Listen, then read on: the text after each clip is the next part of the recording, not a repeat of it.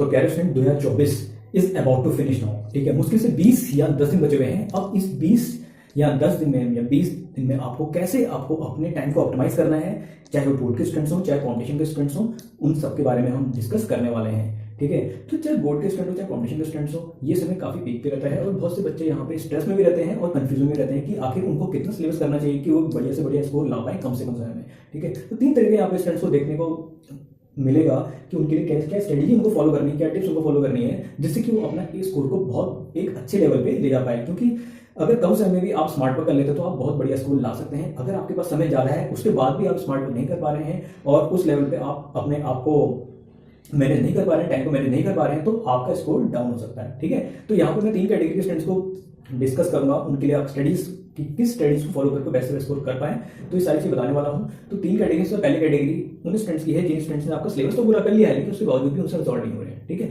तो पहली टिप रहेगी उन बच्चों की रहेगी जिन बच्चों का सिलेबस पूरा हो चुका है। अब जिन बच्चों का सिलेबस पूरा हो चुका है उनको सबसे पहले लगता है कि भाई कैसे आपको यहाँ पे अनसॉल्व करें, क्यों? क्योंकि जब अनसॉल्व करने बैठते हैं किसी सैंपल पेपर को उठा के तो उनसे वहाँ पे अनसॉल्व नहीं होते, फिर वो क्या करते हैं, हाँ ये पेपर पलटते हैं, हाँ भाई ये इसका सोल्यूशन नहीं होगा, फिर उसको अटेम्प्ट करते हैं। क्या इससे अंदर की सेटिस्फैक्शन अंदर सेटिस्फाइड हो पाते हैं? बिल्कुल नहीं हो पाते हैं। क्यों? क्योंकि उन्होंने उनकी प्रॉब्लम को सॉल्व किया है, खुद नहीं ट्राई करके बजाय उसका सॉल्यूशन देख के किया है। तो ऐसे में क्या होता है, उनको खुद अंदर से लगता है कि नहीं हमसे नहीं हो पाएगा, ठीक है। तो ये दिक्कत क्यों आ रही है और इतना स्ट्रेस क्यों है, इतना इसका सॉल्यूशन क्या है, सॉल्यूशन में बात करेंगे, ठीक है। सॉल्यूशन इसको निकालने का सबसे बड़ी तरीका, तो सबसे पहले मैं स्ट्रेटजी उन बच्चों के लिए लेकर आया हूं जिनका सिलेबस हो चुका है लेकिन उसके बाद भी सॉल्व नहीं हो रहे। 3 तरह के स्टूडेंट्स आपका यहाँ पे डिस्कस होंगे, जिनका सिलेबस हो चुका है, जिनका 70 से कम सिलेबस हुआ है, और तीसरी कैटेगरी वो है जिन्हें बिल्कुल अब तक स्टडी किताब देखी ही नहीं कि हाँ ये सिलेबस क्या है, ठीक है। तो ये बच्चे लोग आपका अच्छे से देखें क्योंकि इनके लिए सिलेक्टेड कंटेंट सेलेक्टेड मटेरियल आने वाला है, ठीक है। तो यहाँ पे देख सकते हैं सब्जेक्ट नंबर 1 उन बच्चों की जिनका सिलेबस हो चुका है लेकिन उसके बावजूद भी उनसे सॉल्व नहीं हो रहे, ठीक है। तो जिनका सिलेबस आपका हो चुका है 100%, उसके बाद भी अनसॉल्व करने में उनको बहुत दिक्कत आ रही है और बहुत ज्यादा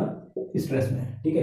तो उनको सबसे पहले क्या करना है, सबसे पहले आपको कॉन्सेप्ट की फाइल बनानी है, ठीक है। कॉन्सेप्ट की फाइल मेकअप करनी है। कॉन्सेप्ट की फाइल कैसी होनी चाहिए, जिसमें आपका वहां पे जितने भी ग्राफ्स हैं, ठीक है, जिस भी ग्राफ्स हैं उसको आपका लिखा होना चाहिए, ठीक है, बनाए ड्रॉ होने चाहिए। उसके बाद जो टूल्स हैं, ठीक है, टूल्स में आपके फॉर्मूले हो गए, ठीक है, ये होने चाहिए। अब ये टूल्स और ग्राफ बेसिकली होते क्या है, ये आपके फिजिक्स और आपका साइंस में देखने को मिलते हैं। मैथ्स की अलग से बनाइए, ठीक है, जो हाई स्कूल के बच्चे हैं मैथ्स की आपका इंसोलेशन हो गया, आपका ट्रिग्नोमेट्री हो गया, रिजल्ट्स हो गए, इनके अलग बनाइए आपका, जिससे कि वो डायरेक्ट आपको मॉर्निंग में इनको आप जैसे ही उठे फ्रेश होकर अच्छे खासा एक्सरसाइज करके उसके बाद रिवाइज करना है, ठीक है।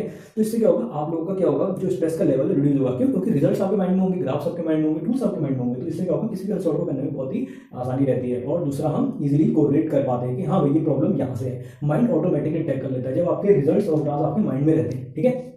तो ये तो रही बात समझ होगी। अगर इनकेस आप लोग नहीं भी बना पा रहे हैं ना, तो एटलीस्ट आप बोलिए कि हाँ ये नीचे कमेंट सेक्शन में बोलिए कि हाँ भी हमसे नहीं हो पा रहा है। तो मैं आपको अपने जो बच्चों का टेलीग्राम ग्रुप है उसमें आपको ज्वाइन करा दूंगा। उसमें मैं आपका सिस्टमेटिकली वो आपके टूल्स और वो चीजें प्रोवाइड कर देता हूँ। फ्री में कंटेंट भी अवेलेबल रहता है बच्चों के लिए, ठीक है। तो उसको आपको फॉलो करना है, ठीक है, अच्छे से नोट करके, ठीक है। तो इसको आप सबसे पहले ये करिए आप, ठीक है, कॉन्सेप्ट की फाइल मेकअप करिए जिन बच्चों का सिलेबस हो चुका है, उसके बाद ही अनसॉल्व करिए, ठीक है। अब आती बात जिनका सिलेबस जो है लेस देन 70% है, जिनका सिलेबस लेस देन 70% है, इनको क्या करना है। अब सबसे पहले तो आपका ये होता है, देखो मैं आपको एक बढ़िया स्ट्रेटेजी बताता हूँ कि कंप्लीट सिलेबस करने से कुछ नहीं होगा। क्योंकि ज्यादा बच्चों को देखा जाता है कि सिलेबस तो 100% कर लेते हैं लेकिन उसके बावजूद भी उनके पास होने के लाले बड़े रहते हैं, ठीक है, पास नहीं होते हैं, फेल हो जाते हैं, कंपार्ट आती है, बैक्स आती है, ठीक है।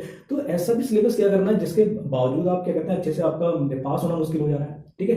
तो क्वालिटी को सबसे पहले प्रायोरिटी देनी चाहिए। क्वालिटी को प्रोवाइड जिन बच्चों की, देखो हर कोई स्टूडेंट जानता है कि वो कितना एफिशिएंट है, ठीक है, कितना परसेंट सिलेबस कर सकता है। वैसे तो जो आपकी लिमिटेशंस हैं, ऐसा कुछ है नहीं, लिमिटेशन खुद लगाते हैं, ठीक है। लिमिटेशन हर किसी की आपका अनलिमिटेड है, ठीक है, इनफाइनाइट ग्रोथ ले सकता है, लेकिन आपका यहाँ पे कुछ बच्चों की लिमिटेशन होती है, हाँ भाई कि हमसे इतना नहीं हो पाएगा, वो खुद ही सोच लेते हैं कि हमसे इतना सिलेबस नहीं हो पाएगा। तो आपको क्या करना है, जितना भी परसेंट सिलेबस हुआ है, 70% हुआ है, 80% हुआ है, उतना ही करिए, लेकिन उसके आपको फाइल मेकअप करनी है, कॉन्सेप्ट फाइल बना रहा हूँ आपका, ठीक है। तो इस कॉन्सेप्ट फाइल को आप यहाँ मेकअप करिए, ठीक है, कॉन्सेप्ट फाइल बनाइए जिसमें आपके ग्राफ्स आ गए, ठीक है, और टूल्स आ गए, ठीक है। इसको बनाइए चाहे 70% हो चाहे 80% हो। और अगर हो सके तो जो आपका साल का एंड भी खत्म होने वाला है, 20 दिन बचे हुए हैं, इस साल के खत्म होने से पहले कम से कम 90% तक कर लीजिए, ठीक है। उसके बाद ये आपकी कॉन्सेप्ट की फाइल मेकअप हो जाती है, उसके बाद हो जाती है, तो आपको क्या करना है, इस कॉन्सेप्ट फाइल मेकअप होना तब अनसॉल्व करना है, ठीक है। ये मान लीजिए जनवरी की शुरुआत ही आपका अनसॉल्व करने से होनी चाहिए, ठीक है। और अनसॉल्व भी ऐसे जिनका सॉल्यूशन ना दिया, ठीक है। अब आप अनसॉल्व कर रहे हैं कि सॉल्यूशन वहां पे छाप रहे हैं, उसका कोई फायदा नहीं सॉल्व करने का। इससे आप क्या होगा, आपका खुद का मॉडल डाउन होगा, ठीक है, आप उस लेवल पे नहीं ले जा पाएंगे अपने को, ठीक है।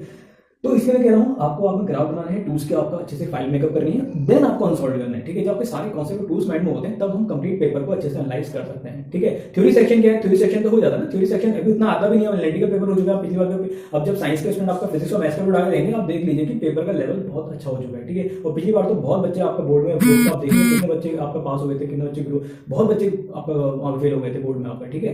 तो रीजन यही है कि बच्चों की एनालिटिकल लर्निंग नहीं है। एनालिटिकल लर्निंग कैसे होगी, जैसे बोल रहा हूँ आपसे, ठीक है। ग्राफ्स और टूल्स को आप अलग से नोटबुक बनाइए, देन आपका सॉल्व में आइए, ठीक है। इसको मैं अलग से, मैं आपको बच्चों का ग्रुप बना रखा है, ये बच्चे आप टेलीग्राम को जुड़ सकते हैं, मैं लिंक प्रोवाइड कर दूंगा। लेकिन आपको नीचे बताना भी है कि हम लोग का सिलेबस इतना ही हुआ है, तो उसी बेसिस में आपको अपलिफ्ट कर पाऊंगा, ठीक है। आने वाले फिजिक्स और मैथ्स चैलेंज को भी आप जुड़े रहिए, जो आपके साइंस के स्टूडेंट हैं, जो आपका बोर्ड के स्टूडेंट हैं, ठीक है। तो उन लोगों के लिए, जो आप हाई स्कूल बच्चे हैं, उनके लिए भी अच्छे से कॉन्सेप्ट आएंगे, तो आप लोग को इसमें फॉलो करना है। और जिन बच्चों ने भी चैनल सब्सक्राइब नहीं किया उसको सब्सक्राइब कर लेना है, जिससे मैं आपको बेस्ट से बेस्ट कंटेंट फ्री में प्रोवाइड कर पाऊँ, ठीक है। और आप लोग का अच्छे से क्या हो पाए, रिविजन भी हो पाए और लर्निंग भी हो पाए, ठीक है। तो अगली टिप में आते हैं यहाँ पे।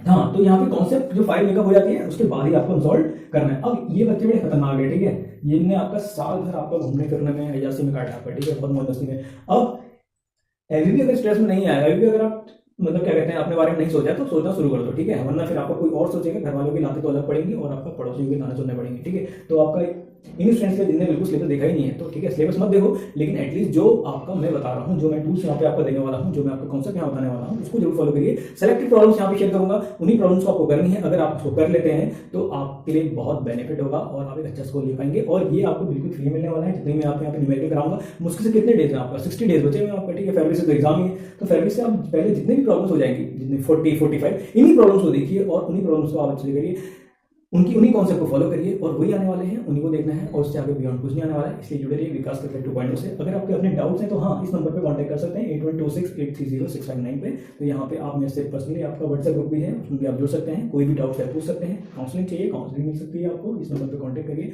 तो जहाँ भी रहिए सीखते रहिए। और हाँ, मेन एम ये है कि कम से कम समय में बेस्ट से बेस्ट कैसे स्कोर किया जाए, क्योंकि यही स्मार्ट वर्क होता है। ज्यादा समय में ज्यादा स्कोर करना मैटर नहीं करता, कम से कम समय बेस्ट से बेस्ट स्कोर करना ही मैटर करता है। तो मिलते हैं बढ़िया से अच्छे से लेक्चर के साथ, चलते हैं सीखने लगी और जहाँ भी सीखते रहिए, चलते रहिए।